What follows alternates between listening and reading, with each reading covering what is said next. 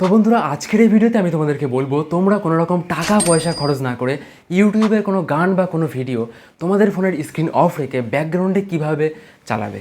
তো বন্ধুরা, এর জন্য তোমাদেরকে প্রথমেই একটা ঠিক গুগল ক্রোমের মতো একটা ব্রাউজার ইনস্টল করতে হবে।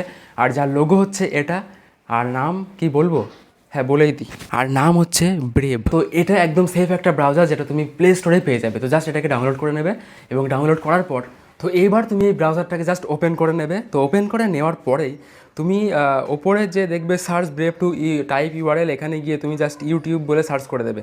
জাস্ট ইউটিউব বলে আমি এখানে সার্চ করে দিচ্ছি এবং ইউটিউব বলে সার্চ করার পরে তোমার কাছে প্রথমে যে লিঙ্ক আসবে, মানে ইউটিউবের যে ওয়েবসাইট, সেই ইউটিউবে ক্লিক করে দেবে এবং ক্লিক করে দেওয়ার পরেই তুমি কিন্তু ইউটিউবের মধ্যে প্রবেশ করে যাবে। এরপর এখান থেকে তুমি তোমার ইচ্ছা মতো জাস্ট এখান থেকে গান টান প্লে করতে পারো। তো আমি এখানে একটা গান প্লে করছি, করার পরে তুমি একদম পুরো তুমি এখান থেকে চলে এসো।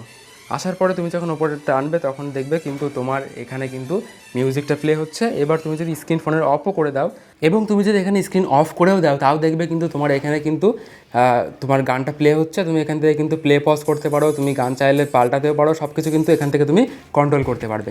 তো এর সঙ্গে সঙ্গে আরও একটা সিক্রেট শুনবে, তাহলে একটু কাছে এসো। এই ব্রাউজার থেকে তুমি যদি কোনো ভিডিও প্লে করো তাহলে কিন্তু কোনো রকম অ্যাড তুমি দেখতে পারবে না।